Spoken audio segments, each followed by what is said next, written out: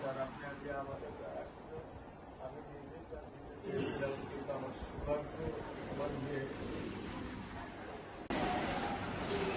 আপনি স্যার বিশ্বাস করবেন না, আমার স্যার ৫৫ বছর বয়স, আপনি মনে করতে পারেন স্যার শেরপুরে আমেরিকার একজন নেতার একটা বাচ্চাও স্যার মারা গিয়েছিলেন, আপনার মনে হয় স্যার হয়তো বা স্মরণ আছে।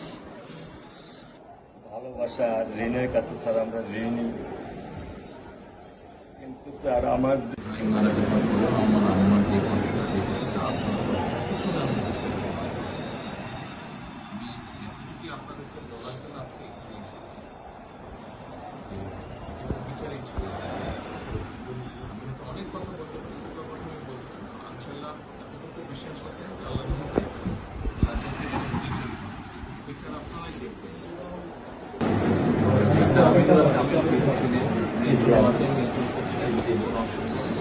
আর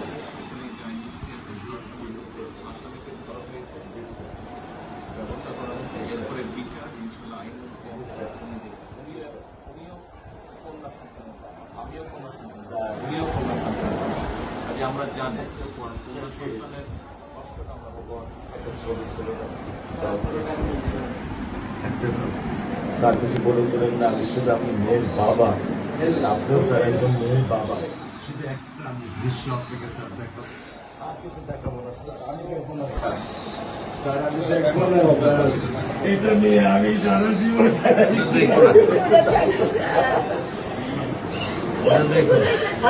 করে যাবেন সারা জীবন এই দৃশ্য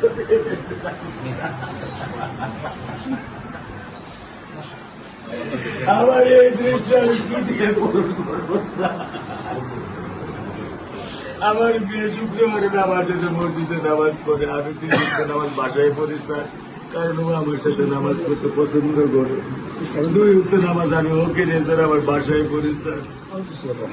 আল্লাহ আমি জানি না আল্লাহ তো আমার কোন পরীক্ষা ফেলেছে, এই দুঃখ এই কষ্ট মৃত্যু ছাড়া আমার আর কোনো শেষ নেই স্যার, আর কোনো শেষ নেই। আপনার দায়িত্ব মানে প্রধানমন্ত্রী নেবে, আমাদেরকে তো আপনাদেরকে শক্ত হতে হবে না, আপনার তো বড় মেয়েটা রয়ে গেছে, এখন তো ওর জন্য আপনাদেরকে শক্ত থাকতে হবে। স্যার সত্য কথা, আমি যখন ওকে ভ্যানে পাঠাই আমি খুব বল পাই, আমি কালকেও বলে দিছি যে আমি আর ভ্যানে দিব না, তুমি প্রতিদিন ওকে রিস্কায় নিয়ে যাবা, রিস্কায় করে নিয়ে আসবা। আমি ক্লান্ত স্যার, 10 বছর বয়স থেকে স্যার অবহেলা পেতে পেতে পেতে পেতে স্যার আমি আর নিতে পারতেছি না স্যার। আল্লাহ আমার ভাগ্যে দিচ্ছে, আমি কি করবো কি করবো? ব্যবস্থা বলেছেন মেয়ের লেখাপড়া হবে, ধৈর্য ধরো, ইনশাল্লাহ বিচার তুমি খুব সম্পৃক্ত সময়, কারণ এটা কি বেশি বলতে পারবো না, কারণ আদালতের বিষয় তো। আমরা চার্জশিট দেবো ইনশাল্লাহ এই 24 ঘন্টার মধ্যে। আমি সত্য কথা বলি, আমার 55 বছর বয়সে আমি এত দ্রুত, এত সুন্দর, এত সুচারুভাবে আমি কখনো দেখিনি। এটা আমি বুঝতে পারছি, এটা তো বুঝতে এটা আমি বুঝতে পারছি স্যার, প্রধানমন্ত্রী চলে আসছেন, এটা আমার সৌভাগ্য। আমি সত্যিকার ভাবে স্যার আমি বলি, আমি এটা স্যার প্রত্যাশা করিনি যে আপনার মতো মানুষ আমার এই 10,000 টাকার একটা ফ্ল্যাটে স্যার আপনি পা রাখবেন, কিন্তু এই বিশ্বাস ছিল যে আপনি 8-10 জন না, যে মানুষ ট্রাফিক সিগন্যালে দাঁড়িয়ে থাকে, নিয়ম মেনে চলে, সে মানুষকে বুঝতে স্যার আমার এইটুকু বয়সে স্যার যথেষ্ট স্যার। স্যার কোন আপনি একটু ধৈর্য ধরবেন, আমি ওকে কোনো নিয়ন্ত্রণ করতে পারতেছি না। আল্লাহ চায় আপনার সন্তানের এই অবস্থার জন্য যে দায়ী তার বিচার ইনশাল্লাহ হবে, ইনশাল্লাহ শীঘ্রই হবে। আর মালিক যে আল্লাহ তাআলা মালিক, ওনার কাছে সাহায্য, ওনার কাছে সাহায্য চাও, আল্লাহ রহম করলেন সব কিছু দিতে।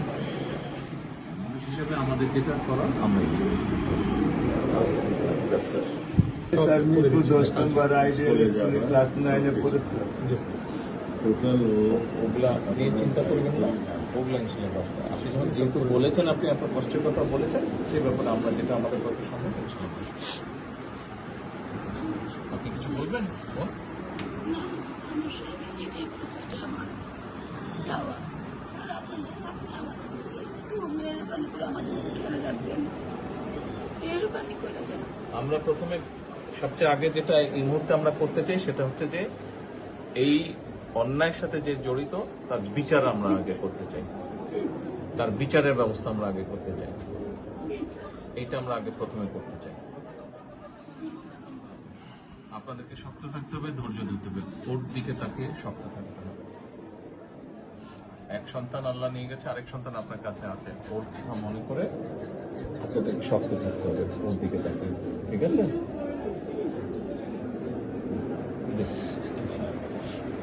চলে আসবে, হ্যাঁ ভাই, চলে আসবে, আজকে চলবো।